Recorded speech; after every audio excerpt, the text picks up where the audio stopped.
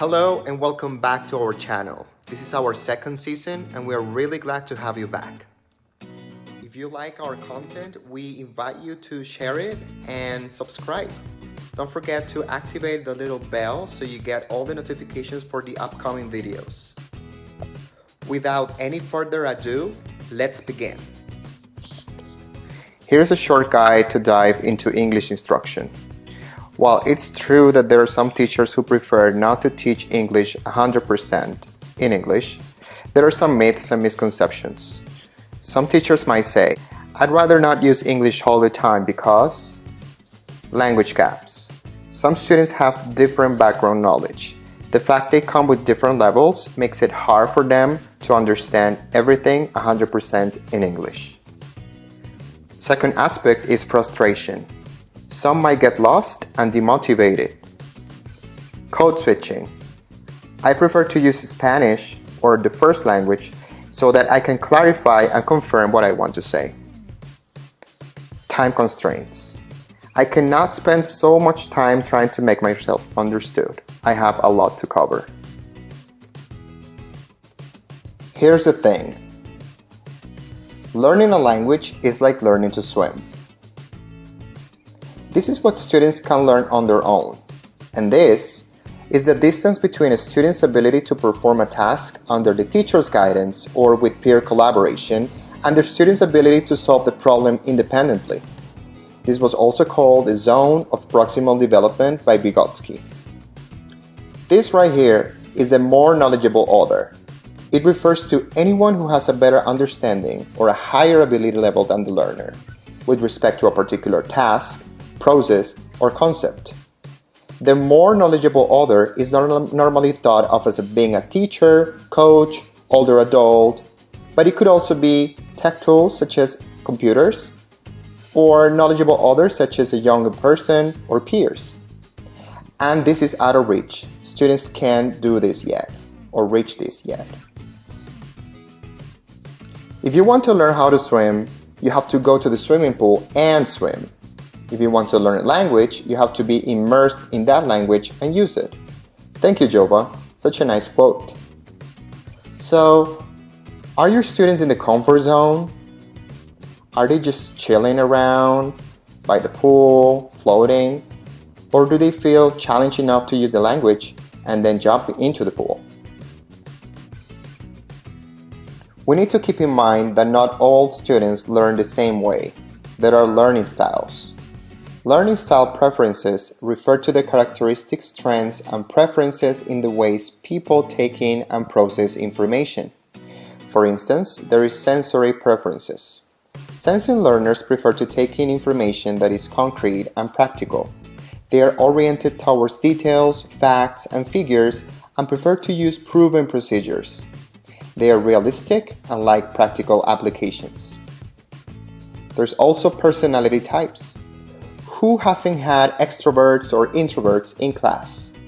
Extroverts who have high energy, they think out loud, they like to be around people, they prefer to be in a public role, or they can get easily distracted. While introverts have quiet energy, they think, then act, they prefer to work behind the scenes. They have good powers of concentration and are a little bit more self-reflective.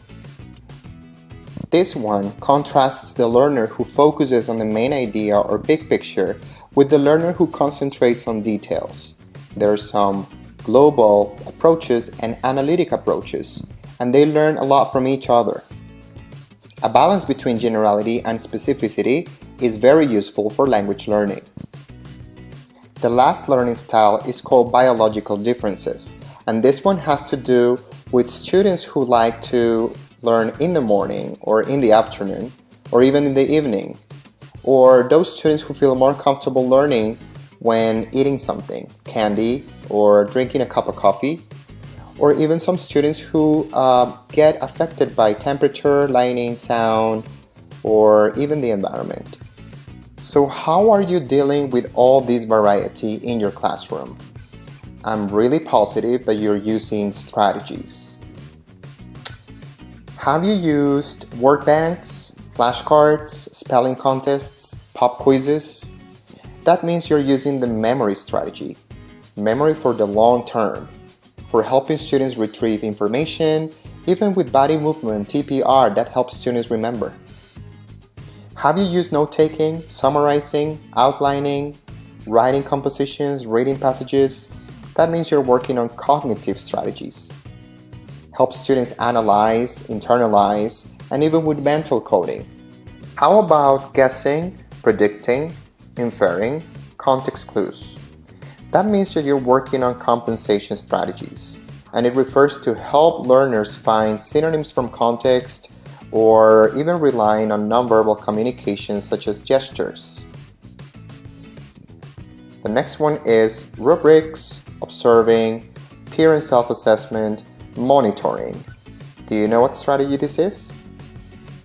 This is metacognitive strategies, and it refers to helping students understand the way they learn. In other words, it means processes designed for students to think about their thinking.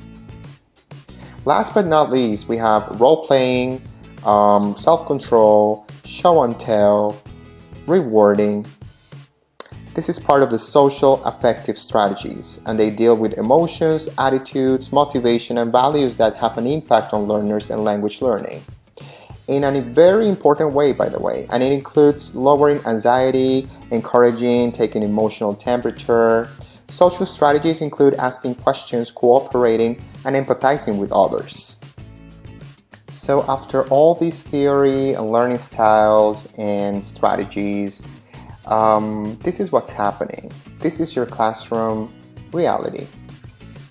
Different students, different learning styles, trying to cope, but they're not really swimming. How can we help students jump into the pool and start swimming? When left to their own devices, and if not encouraged by the teacher or forced by the lesson to use a certain set of strategies, students typically use learning strategies that reflect their basic learning styles. This was according to Oxford 1989. So here is 5 things you can start doing to increase English in the classroom. 5 things you might want to try because despite you have been using strategies for their learning styles, they are still not speaking in English. So what can we do? Number 1, make a list of basic expressions. For instance, for students-teacher interaction, there might be some expressions that can help them not get drowned in the pool. How do you spell? What does mean for getting the translation of a word from English to Spanish, but in this case, the idea is to use synonyms or provide students with examples so they understand the meaning. How do you pronounce this?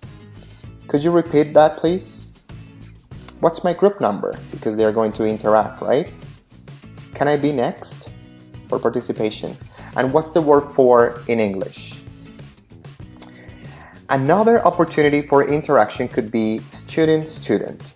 When you group students in their breakout rooms, for instance, they can communicate by saying, "Are you ready?" And the response could be, "Yes, I am. And you?" Or "Give me a minute." "What do you have for number?" And then the other person can answer, "I have this. How about you?" So this is in the case they are comparing answers. Let's say they filled out an exercise and they want to compare if they have the same or they have different. Or if they want to take turns, or assign turns, they can interact by saying, "Do you want to be X or Y?" And the other person can say, "I'll be X, you can be Y," or "I am Y, you can be X." Let's do it again if they finish fast. So they can say, "Sure, let's change roles." The second thing you might want to do is to work on your instructions. When giving instructions, it's important to take into account the use of cognates. Cognates are words that share a similar meaning, spelling, and pronunciation. For instance, if you say family or center, radio, desert, magic, complete, those words can help mostly beginner students. Another thing to take into account is the use of action verbs or commands for instructions. Try to start with action verbs so students know clearly what to do. The last thing you need to take into account with instructions is to scaffold. Scaffolding is breaking up the learning into chunks and providing a tool or structure with each chunk. When scaffolding reading, for example, you might preview the text and discuss key vocabulary, or chunk the text and then read and discuss as you go. Let's move on to suggestion number 3. Check for understanding. Ask. Ask students at random to restate the instructions or rephrase them. Give examples. Provide different ways to perform the activity or task. Model. Demonstrate what you expect from students. Monitor. Observe how students perform the task on their own and repeat instructions if necessary. Praise. Compliment students to encourage successful accomplishment of tasks and activities. And repeat. Rephrase or paraphrase the instruction. Use gestures or body language to make yourself understood. But do not use Spanish or the first language. Number 4. Offer interactive models. When giving conversation models, students can clearly know how to substitute and you know what to expect from them. For instance, if you tell them that they can be role A or role B, they can go for a "Hi, how are you? I am," and they can substitute "Fine, okay, not good, how about you?" And the next person might say "I am," and then complete according to how they feel. This reinforces substitution, adaptation, and of course complexity, because if you have intermediate levels or advanced levels, you might give them conversation models a lot more complex. Prompts. This is another way because you can give students phrases like this. Today's class was easy or difficult because the two things I learned today were these and that. What about you? A good way to practice this out of class is. So this promotes self and peer assessment, personalization, and they can even set action plans for improvement. Last but not least, aim higher. Do not underestimate your students. Be consistent, reduce your teacher talking time, and be ready to get surprised. Thank you so much for watching. Don't forget to follow our channel, Los Pedagogis, on YouTube, and subscribe to our channel. Activate the little bell so you get all the notifications for new videos.